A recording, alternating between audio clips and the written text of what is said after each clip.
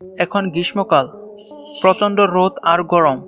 বিগত কয়েকদিনে ফেসবুকে বেশ কয়েকটি মোটরসাইকেলের চলন্ত অবস্থায় আচমকা আগুন লাগা ঘটনার ছবি দেখা যায়।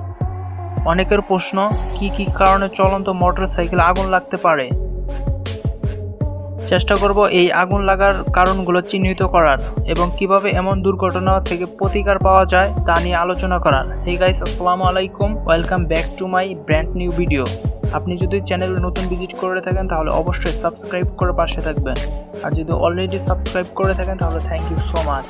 যদি একটি মোটরসাইকেলে ওয়ারিং অনেক পুরনো হয়ে যায় সেক্ষেত্রে শর্ট সার্কিটের সম্ভাবনা বেশি থাকে।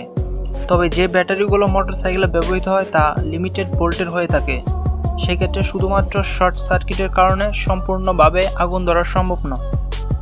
আগুন লাগার সাথে ইঞ্জিন ওভারহিট হওয়ার কারণ জড়িত রয়েছে।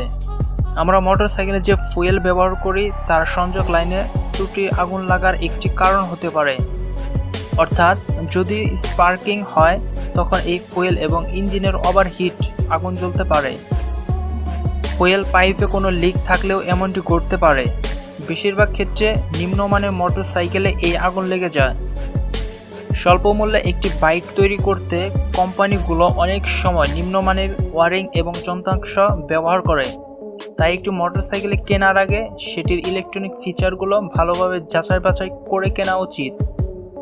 বাইকে আগুন লাগা থেকে বাঁচতে আপনার কয়েকটি করণীয় মাথায় রাখতে হবে।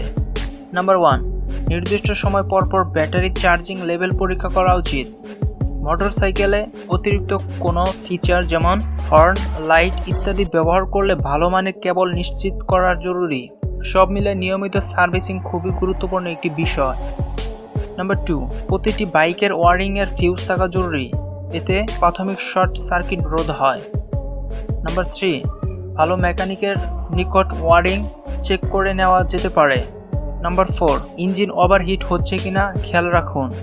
এমন সমস্যা চলতে থাকলে যে কোম্পানির মোটরসাইকেল ব্যবহার করেছেন তাদের সাথে যোগাযোগ করুন এবং বিস্তারিত সমস্যাগুলো তাদের মাঝে তুলে ধরুন। নাম্বার 5, ফুয়েল লাইনে কোনো লিক আছে কিনা এবং ফুয়েল গড়িয়ে পড়ছে কিনা তা খেয়াল রাখুন। নাম্বার 6, ভালো মানের ফুয়েল ব্যবহার করুন। আপনি ট্রাই করবেন অকটেন ফুয়েল ব্যবহার করার জন্য। নাম্বার 7, একটা নির্দিষ্ট সময় পর বাইকের ইঞ্জিনকে রেস্ট দিন। এবং নাম্বার 8, ঠান্ডা জায়গায় মোটরসাইকেল পার্ক করুন। আপনি যদি এই 8টি করণীয় মাথায় রেখে চলেন তাহলে আপনার বাইকে কখনো আগুন ধরার চান্স থাকবে না। তো আজকের ভিডিও এই পর্যন্ত। ভিডিওটি ভালো লাগলে অবশ্যই লাইক, কমেন্ট অ্যান্ড সাবস্ক্রাইব করে পাশে থাকবেন। তো দেখা হচ্ছে নেক্সট কোনো ভিডিওতে। তো ভালো থাকেন, সুস্থ থাকেন, আল্লাহ হাফেজ।